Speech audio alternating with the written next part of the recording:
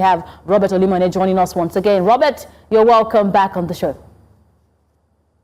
Good to be on the show. So after you said good morning, it's like we heard good evening at the other end, but it's all good. Please continue with your thoughts. Well, for the game tomorrow between Remo Stars and Sundowns, it's a huge pressure, and sincerely, it's going to take something monumental for the team to overturn a 5-1 deficit. It is going to take something monumental. Last week, I was in Abeokuta to see the game, and the golfing class is as wide as, should I say, a popular canyon in the US, and it just tells you that there's a lot of work to be done, not just for the recipient of that deficit, talking about Remo Stars, but for all NPFL teams going forward. Is there hope? I will not be banking on it. Can they get a draw tomorrow? I believe possibly they can. But a win, I think a win is just swimming out of their depths in terms of the quality on both sides. For Rivers United, they have a slim chance. They have a 1-0 deficit going forward, and I think that is something that can easily be overturned for them. But we've seen the likes of Kwara United fall by the wayside. Kwara United went all the way to Ghana, scored 3 goals, but found it very difficult to find the back of the net in the reverse fixture in Abeokuta as well. So I don't think that it is all done and dusted for Rivers United going forward as well. They can play out a goalless draw tomorrow. They can play out a scored draw, and the visiting team, talking about Black Bulls, will end up qualifying. But okay. I think at the end of today and tomorrow, we'll get to understand where NPFL teams stand, talking about their continental campaign this season. All right.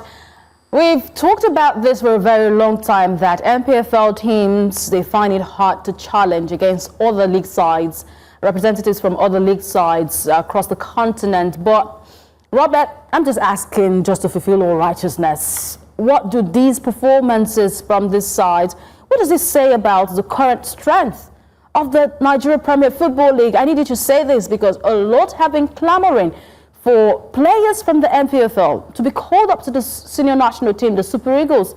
What does this performance say? Because we saw what happened at the Chan. Yes, we did see what happened at the Chan. And right now, we are wrapping the year with another performance from the likes of Remo Stars and Rivers United in CAF competition. What does this say about the NPFL, the strength in the NPFL?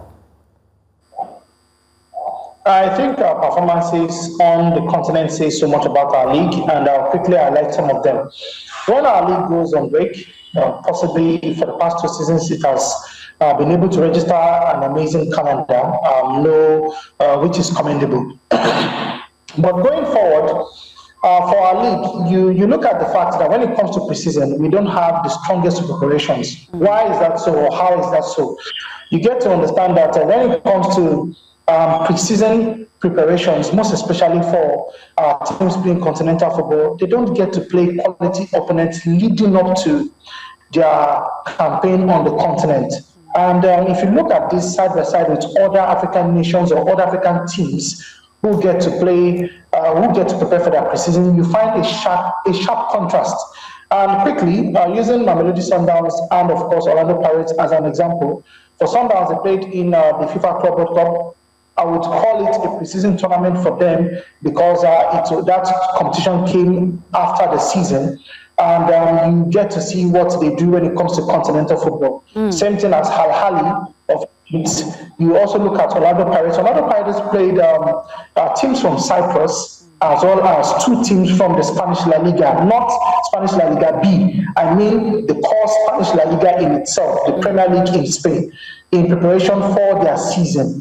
The question you're asking is, when was the last time a Nigerian team took a tour of Ghana, took a tour of Ivory Coast, took a tour of the Republic, took a tour of Gambia, of our neighboring West African countries in preparation for the season? When was the last time an NPFL team did that?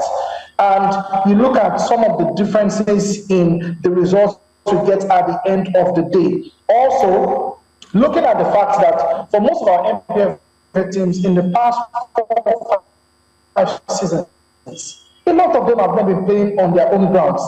One way or the other, Right, since we haven't challenged that with the network connection for Robert Olimene, but he has been spitting fire.